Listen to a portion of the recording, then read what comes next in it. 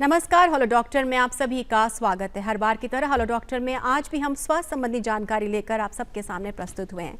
आज हम जिस विषय के बारे में बात करने जा रहे हैं वो एक बेहद गंभीर विषय है। हमने अक्सर सुना है एक शब्द कैंसर, जिसे सुनते ही सब लोग डर जाते हैं, लेकिन ये भी कहा जाता है कि अगर कैंसर का डायग्नोसिस सही समय पर हो जाए, सही समय पर पता चल जाए तो इसका इलाज संभव है। लेकिन यदि कैंसर का जो सिम्टम्स हैं या कैंसर का होना वृद्धावस्था में पता लगे तो क्या कोई व्यक्ति उसमें बच सकता है? क्या इसका भी निदान संभव है? क्या कुछ इसके सिम्टम्स हैं और कैसे इससे बचा जा सकता है? इस पर जानकारी देने के लिए आज हेलो डॉक्टर में मौजूद हैं डॉक्टर ताराचंद गुप्ता। आप एक वरिष्ठ कैंसर रोग विशेषज्ञ हैं, आप जेरियाट्रिक ऑन्कोलॉजिस्ट हैं और आपको एक विस्तृत अनुभव है कि किस तरह से वृद्धावस्था का जो कैंसर है उसे रोका जा सकता है और यदि किसी व्यक्ति को वृद्धावस्था में कैंसर हो जाए तो किस तरह से वो अपनी देखभाल कर सकता है, किस तरह से उपचार किया जा सकता है और कैसे वो अपनी ज़िंदगी अच्छे से जी सकता है। डॉक्टर ताराचंद गुप्ता, आपका हेलो डॉक्टर में बहुत बहुत स्वागत है। थैंक यू, धन्यवाद सालू जी, तो बहुत ही अच्छा परिचय के लिए। यदि आप भी डॉक्टर ताराचंद से बात करना चाहते हैं, आपके मन में कुछ जिज्ञासा है या कुछ सवाल है तो आप हमें फ़ोन कर सकते हैं। हमारे फ़ोन नंबर है 270409 और 270499। जयपुर से बाहर वाले दर्शक इस नंबर से पहले 0141 लगाना ना भूलें।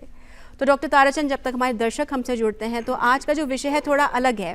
कैंसर की बहुत बातें होती हैं, बहुत सारी इसके बारे में जानकारी भी उपलब्ध है, लेकिन जेरियाट्रिक कैंसर जो है थोड़ा अलग शब्द है, कैसे समझ सकते हैं इसे?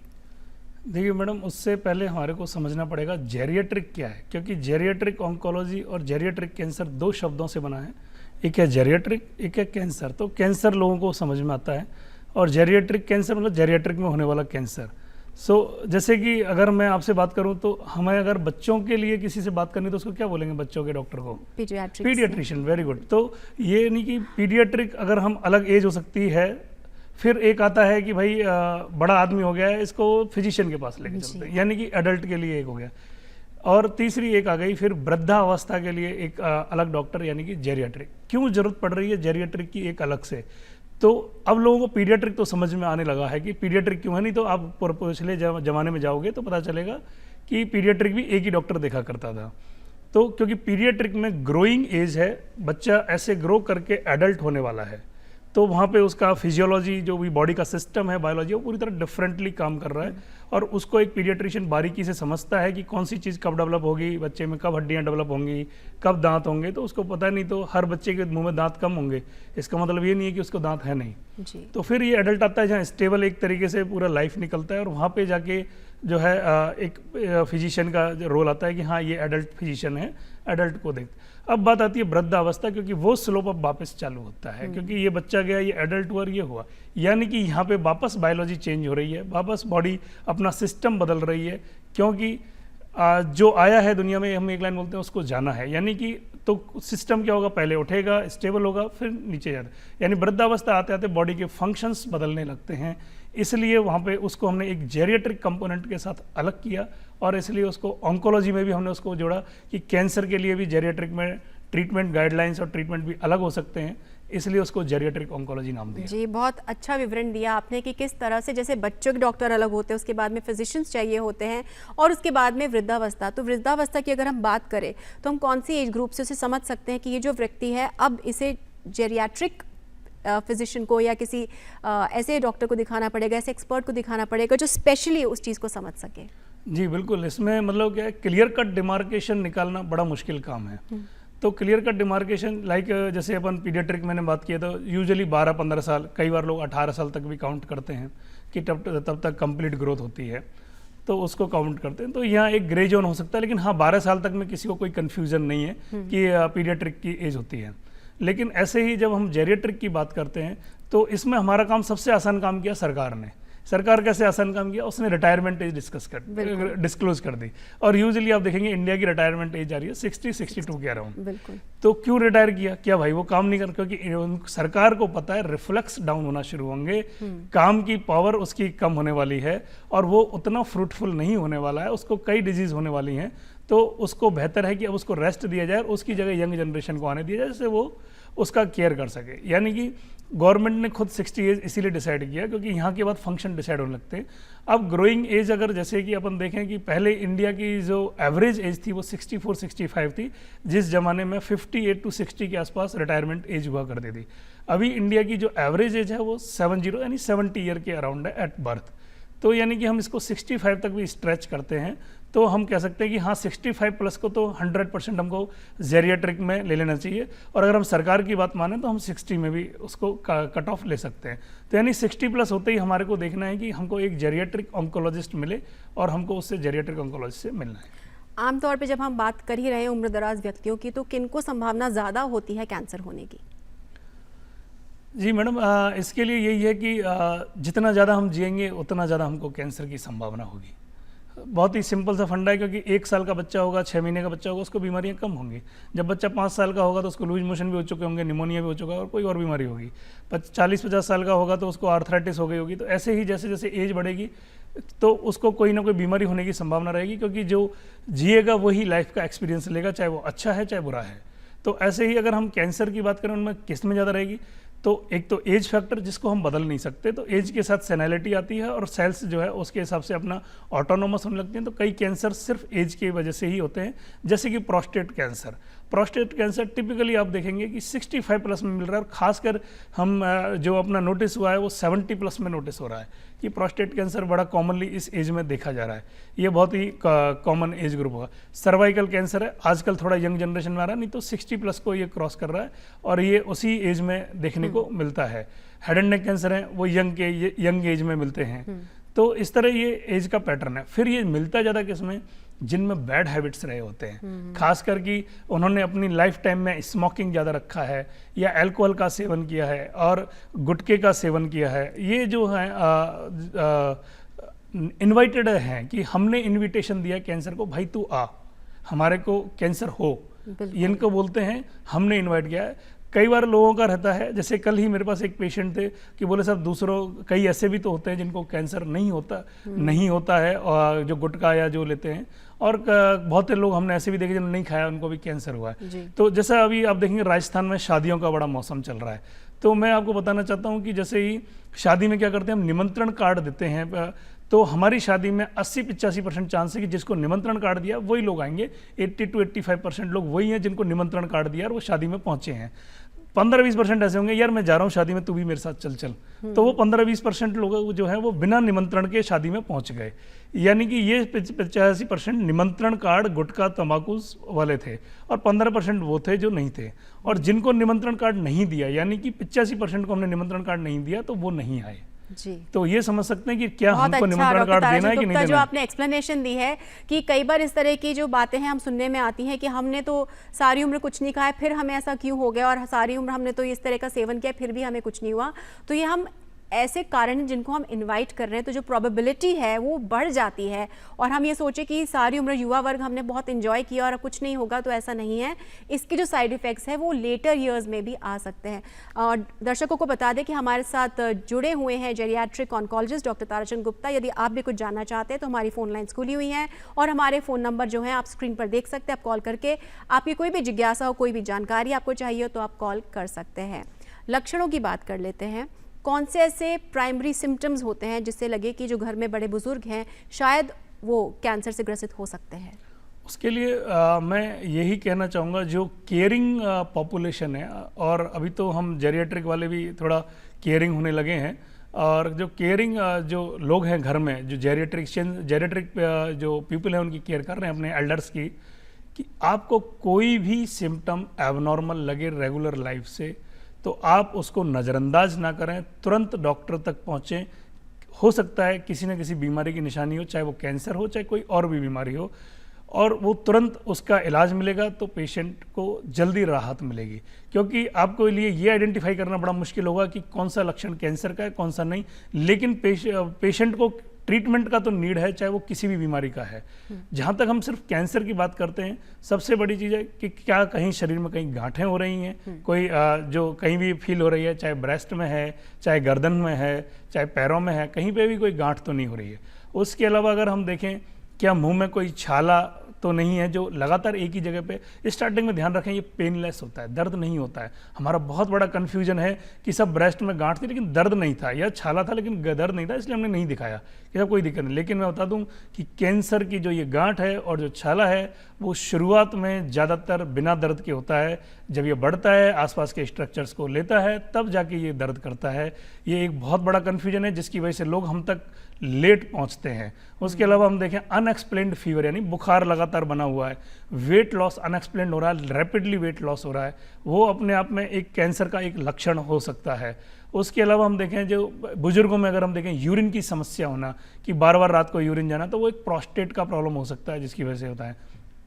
कई में जो है ब्लीडिंग होना, महिलाओं की बात करें तो जो है ब्लीडिंग होने लगती है, माहवारी अपने टाइम से नहीं आती है और वो ब्लीडिंग होने लगती है, तो वो एक एबनॉर्मल ब्लीडिंग माहवारी रुकने के बाद जो हो रही है, तो वो भी एक कैंसर का लक्षण हो सकता है।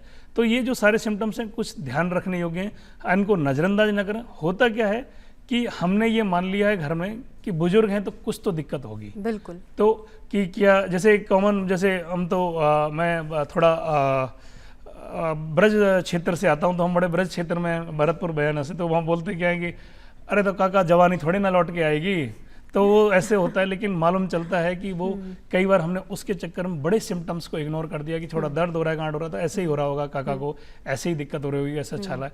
इग्नोर ना करें, डॉक्टर तक पहुँचें, क्योंकि कौन सा सिम्टम कैंसर का है मालूम नहीं, और फिर भी कोई भी बीमारी तो इलाज कराना जरूरी है।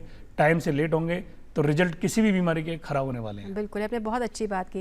डॉक्टर ताराचंद, एक बात जो मेरे मन में आ रही है कि हम वृद्धावस्था की जब बात करते हैं तो आखिरी पड़ाव माना जाता है, जैसा कि आपने भी समझाया कि एक उम्र होती है, एक प्लाटू होता है, तो उस उम्र में वैसे भी जो भी व्यक्ति होते हैं आम तौर पर देखते हैं कि दिन गिन रहे हैं या बस चल रही है ज़िंदगी। ऐसे में जब कैंसर हो जाता है तो क्या उसका इलाज संभव है?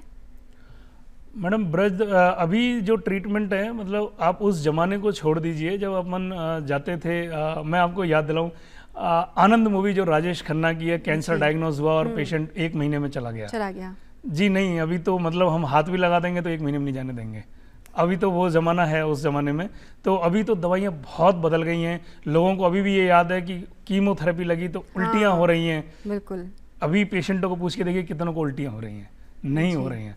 अभी ज़माना है कीमोथेरेपी का, टारगेटेड थेरेपी का, इम्यूनोथेरेपी का, ओरल पिल्स का, हार्मोनल थेरेपी का, वैक्सीन्स का।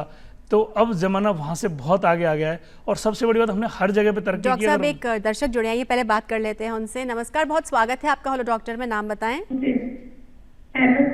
हेलो, नमस्कार, नाम बताएं अपना। नमस्कार, मीरा सिंह जी। मीरा जी, बताएं क्या जानना चाहती हैं आप? मैम, हमें ये दिक्कत है कि मेरी सास को 2008 से 18 से प्रॉब्लम है। किस तरह की प्रॉब्लम है मैम? मैम, उनको ब्रेस्ट कैंसर था जी, और उनको ऑपरेशन के बाद उनका ब्रेस्ट निकाल दिया गया, मगर मैम 3 साल तक ठीक रहे जी, और उसके बाद वो फिर से उनको होना शुरू हो गया बीमारी जी। कभी कंधे के ऊपर। और मैम, पिछले साल जब उनका चेकअप हुआ कि रीढ़ की हड्डी में बीमारी फैलती जी, तो मैम यही जानना चाहते कि उस तरह के 1 साल फरवरी से इस फरवरी तक में उनका शरीर का हालत कुछ अच्छा नहीं मैम, और जब उनको कीमो चढ़ाया जाता है तो बहुत लूज मोशन हो जाता है, संभल नहीं पाते जी, बहुत कमज़ोर हो गई हैं जी। डॉक्टर ताराचंद जवाब देंगे इस बात का। मीरा जी जुड़ी हमारे साथ। मैडम, आपने बहुत ही एक सही सवाल किया, और इसको अगर मैं 2 तरीके से, आप इसको अदरवाइज ना लें, 2 तरीके से लें। क्या कैंसर में किसी ने 3.5 साल सोचे थे कि आप अगर, मतलब मैं यहाँ पे मीरा जी की एक बात से कहना चाहूँगा कि मैं ये तो नहीं जानता कि उनका ब्रेस्ट कैंसर किस टाइप का, और मुझे नहीं लगता कि मीरा जी इस समय उसको पूरी तरह एक्सप्लेन कर पाएंगे, क्योंकि जब तक कैंसर का सारा सामने नहीं होता तब तक मालूम करना मुश्किल होता है किस टाइप का। लेकिन आप ये सोचिए, जैसे अभी हमने आनंद मूवी की बात की थी, 1 महीने का उनको इंटेस्टाइन का कैंसर हुआ, 1 महीने की बात थी राज। और मैं अभी मीरा जी ने आपके सामने बताया कि 3.5 साल तो कैंसर लौट के ही नहीं आया था, और उसके बाद भी जब स्टेज 4 कैंसर हुआ है, यानी अगेन आप बात ध्यान रखिए, जिस स्टेज 4 के नाम से लोग डरते हैं, उस स्टेज 4 में उनके पेशेंट को 1 साल तो अभी भी हो गया है। वो कह रहे हैं वीकनेस है, लूज मोशन है। तो उसके लिए मैडम मेरे को लगता है एक बार आप अपने डॉक्टर से अगर मिलेंगे तो लूज मोशंस के कई कारण होते हैं। क्या वो लूज मोशन कीमोथेरेपी की वजह से या लूज मोशन कोई और इन्फेक्शन हुआ है या लूज मोशन कुछ खाने पीने की वजह से हुए हैं, तो वो सारे फैक्टर्स जो सारे फैक्टर्स हैं वो आपके डॉक्टर जो है वहाँ पे इवेल्युएट करेंगे। और अगर उनको वीकनेस आ रही है तो क्या कोई लिवर ब्लड रिपोर्ट्स में प्रॉब्लम है या पेशेंट का जो है एज फैक्टर उसमें कंट्रीब्यूट कर रहा है या कैंसर फैक्टर कंट्रीब्यूट कर रहा है कि कैंसर इस टाइप का बॉडी में फैला हुआ है कि पेशेंट को लगातार वीक कर रहा है। तो मैडम यहाँ पे साथ में मैं आपको बता दूं कि मैं बहुत ज़्यादा तो आपको ट्रीटमेंट पार्ट पे तो इस पार्ट जगह एडवाइस नहीं कर पाऊंगा क्योंकि मेरे पास आप पेशेंट सामने नहीं है, लेकिन मैं फिर भी एक बड़े ही इंपॉर्टेंट चीज़ की लोगों को लगता है रेस्ट करना चाहिए, कैंसर का ट्रीटमेंट है रेस्ट करना चाहिए। मैं बता देना चाहता हूं कि कैंसर का ट्रीटमेंट सालों 6 महीने तक चलता है, तो क्या रेस्ट करेंगे? नहीं करना चाहिए।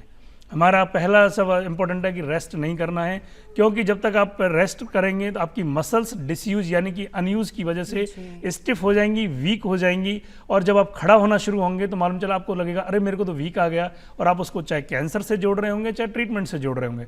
जबकि हुआ क्या है कि आपने रेस्ट किया, क्योंकि लोहे में भी रखे रखे जंग लग जाता है। जैसे ये गिलास अगर इसको अगले 6 महीने इस टेबल पर रखा रहे तो आपको पता चलेगा ये चिपक चुका है इससे, क्योंकि ये बीच में इसके अपना लूज करने लगता है।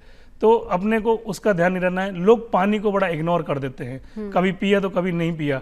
मैं आपको बता दूं कि मैं जब मैं ओपीडी में बैठता हूं तो एक बड़ा जग बगल में रख के बैठता हूं। अगर कोई मरीज मेरे को देख रहे होंगे मेरे को, तो वो जानते होंगे कि मेरा जग बगल में रहता है, और मैं जब तक शाम को 5 बजे ओपीडी से निकलता हूं तब तक करीब 2.5 से 3 लीटर पानी में पी चुका होता हूं। और वो एक हेल्दी चीज़ है, तो आपको 3-4 लीटर पानी आप डेली पीते रहिए।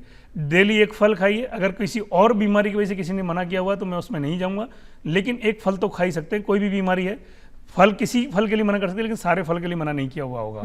और उसके अलावा डेली सलाद खाइए, और यस डेली सुबह शाम वॉक कीजिए। वॉक मतलब गॉसिप नहीं, चलते हुए बतिया रहे हैं और अपना वॉक हो गया, लेकिन वॉक होना चाहिए कि हम मेहनत वाला वॉक कर रहे हैं। और उसके अलावा एक आधे घंटे योग कीजिए। अपने बहुत योग गुरु हैं, उनके आप योगासन देखिए और अपना जो है योग कीजिए, तो शरीर जो है मोशन में रहेगा और आपको आएगा। हाँ, फिर भी आपको लगता है रेस्ट करना है, दिन में आधे घंटे की पावर नैप ले सकते हैं, लेकिन ऐसा नहीं कि हम दिन भर सिर्फ रेस्ट ही किए जा रहे हैं जी।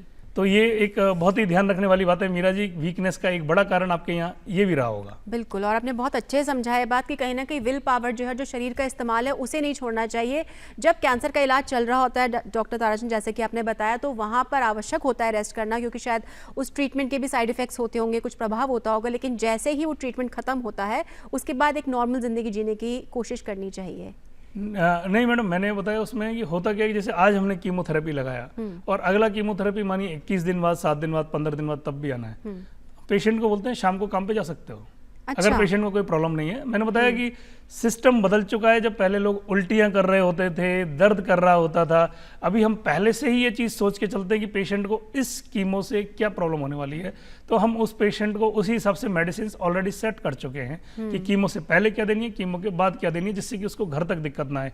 मेरे ओपीडी में आपको हार्डली 10% पेशेंट्स ऐसे मिलेंगे जिनको कंप्लेंट हुआ होगा, वोमिटिंग जैसा कंप्लेंट हुआ होगा, और हमने पेशेंट पूछते हैं कि सब शाम को घर जा सकते हैं। हम बोलते हैं कि शाम का अपना टिकट बुक करा के रखना, आपको जाना है वापस, क्योंकि वो बात अलग है कि Jaipur is a nice place you can visit. हाँ, कि आप अगर जयपुर आप घूमना चाहते हैं तो वो एक अलग बात है, लेकिन और अगले दिन अपना काम जरूर ज्वाइन कर लें जी, सो दैट कि आपका मेंटल भी सही रहता है। आपको पता लगता है कि मेरे को अपना काम करते रहना है, तो डाइवर्टेड रहता है और आप बहुत ज़्यादा अपनी बीमारी के बारे में नहीं सोचते।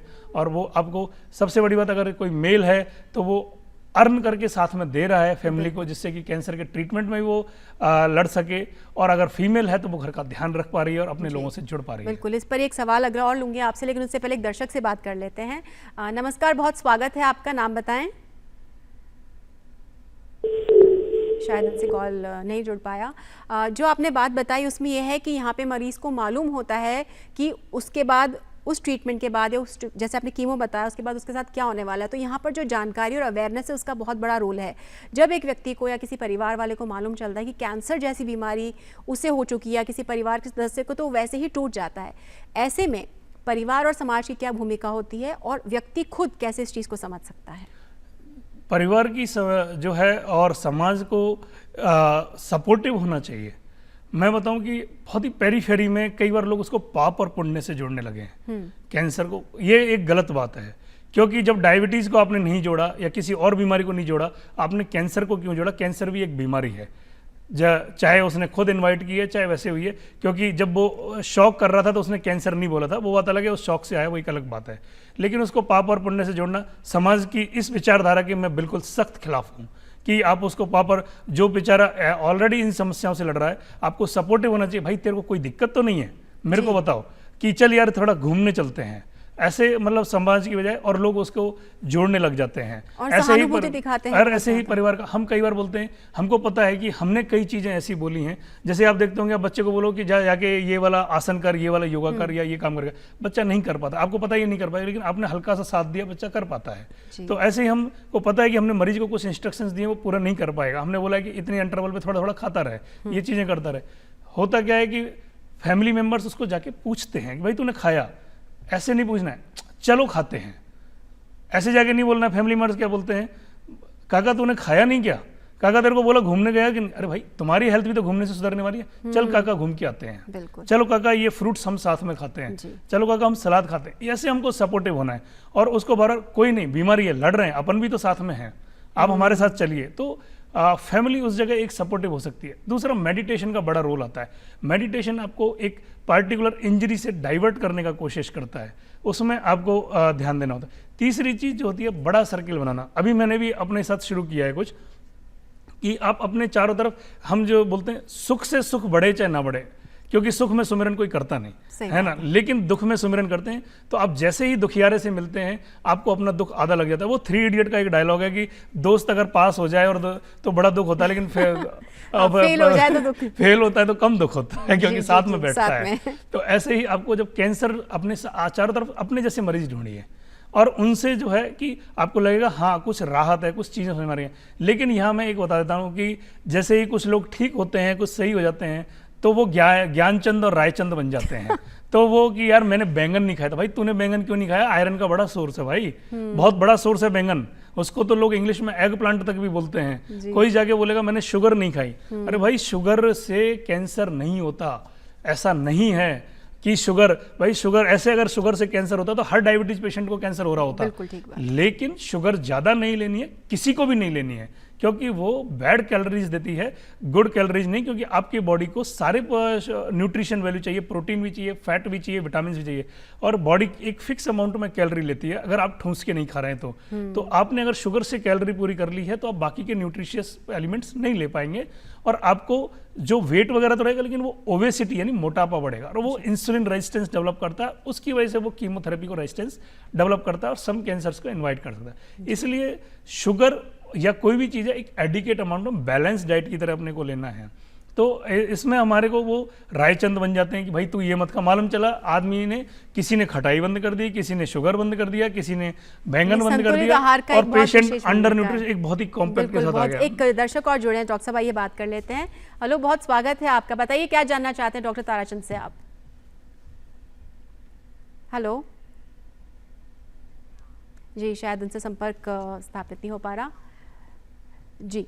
तो डॉक्टर साहब, आपने बहुत अच्छी बात कही कि कहीं ना कहीं संतुलन बहुत ज़रूरी है, और जहाँ तक बात रही सिंपैथी की जगह हमें एक सिस्टम डेवलप करना चाहिए जहाँ हम उसका हिस्सा हो, एम्पैथी डेवलप करनी चाहिए, और बहुत अच्छी। और जो आपने ये फिल्मों के रोचक एग्जाम्पल दिए हैं, ये वाकई ऐसे लगता है कि किसी भी व्यक्ति को अगर इस तरह की कोई बीमारी हो जाती है तो जीवन का अंत नहीं है।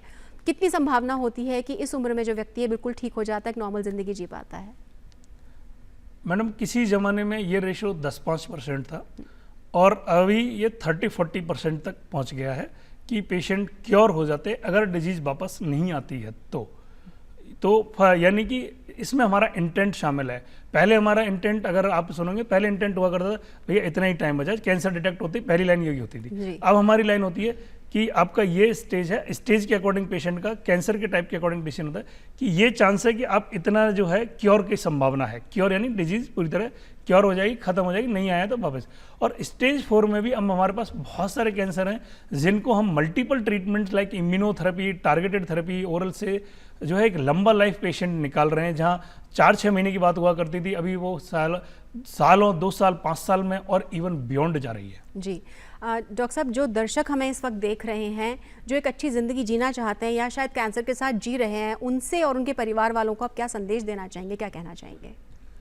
केयरिंग बने, समझदार बने, इग्नोर ना करें, और किसी भी सिम्टम को इग्नोर ना करें, और खुद तो बुरी आदत छोड़ें ही, और साथ में दूसरों को भी, जिसको भी देखें उसको बोलें, मेरा चेहरा दिखा सकते हो या किसी कैंसर पेशेंट का, कि ये इंतजार कर रहा है तुम्हारा, कि आपको कैंसर होगा अगर आपने बुरी आदत पाली तो। जी, ये बहुत ज़रूरी है ये बात तो जानना। जब भी, और हम तो खुद कैंसर पेशेंट जिनको एडिक्शंस हो गए, हम उनको बोलते हैं कि प्लीज़ हमारे ब्रांड एम्बेसडर बनिए, क्योंकि लोग हमारी नहीं सुन रहे हैं कि बुरी आदत नहीं लेनी है, लेकिन आप जाके बोलिए कि देख मेरे को बुरी आदत थी, मेरे को कैंसर हुआ, तेरे को ना हो भैया, मैं तेरे को समझा रहा हूँ, तू ये दवाइयाँ, बीमारियाँ, ये चीज़ें छोड़ दे, क्योंकि जरा घर की तरफ देखो, क्योंकि ये कैंसर जो हम इनवाइट करते हैं, देखिए आपके लिए तो खराब है ही, लेकिन सर आपके परिवार को भी वो उतना ही झेलना पड़ता है, और वो शायद जो पेशेंट्स एक्सपायर हो जाते हैं उनके तो बाद में भी झेलना पड़ता है। जी, तो ऐसा ना करें कि हम एक राक्षस को अपने घर ना बुलाएं। बिल्कुल, ये बहुत अच्छी बात कही आपने।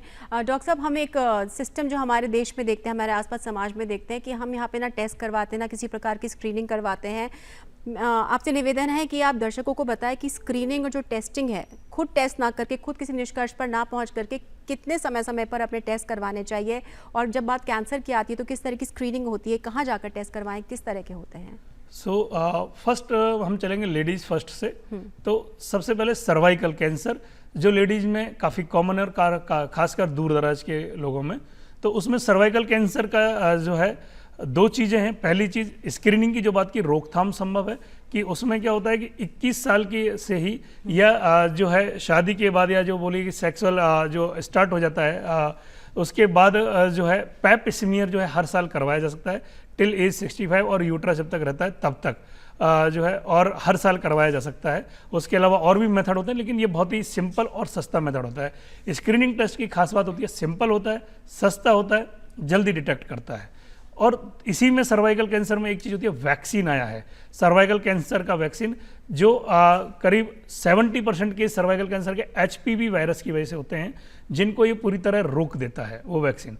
फिर बात करते हैं ब्रेस्ट कैंसर की, उसमें सेल्फ ब्रेस्ट एग्जामिनेशन 20 साल की उम्र के बाद महिलाएं कर सकती हैं, चाहे तो वो किसी भी नज़दीकी डॉक्टर से जाके सीख सकती हैं, और नहीं तो आजकल बहुत सारे वीडियोस यूट्यूब वगैरह पे अवेलेबल हैं, आप वहाँ से सीख सकती हैं।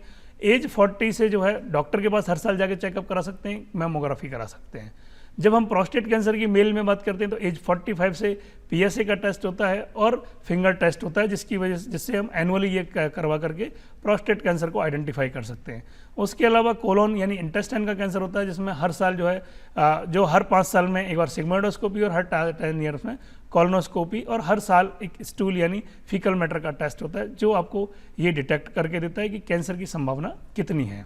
बिल्कुल, डॉक्टर ताराचंद गुप्ता, आपने जो भी हमें जानकारी दी, जितनी सहजता से दी है, हमें पूरी उम्मीद है कि जो भी दर्शक हमसे जुड़े हैं वो ज़रूर लाभान्वित होंगे, उन्हें इस बात की जागरूकता आई होगी कि कुछ भी असंभव नहीं है, और यदि जीवन अच्छे से जीना चाहें तो समय समय पर अपनी स्क्रीनिंग कराएं, संतुलित आहार रहें, खुश रहें, और अपने आसपास वालों को, अपने परिवार को खुश रखें, जिससे जब भी डॉक्टर के पास जाएं तो डॉक्टर से सिर्फ यूँ कहें, hello doctor. Doctor Tarachand Gupta, एक बार फिर से हमसे जुड़ने के लिए, हम इस जानकारी देने के लिए बहुत बहुत धन्यवाद। धन्यवाद।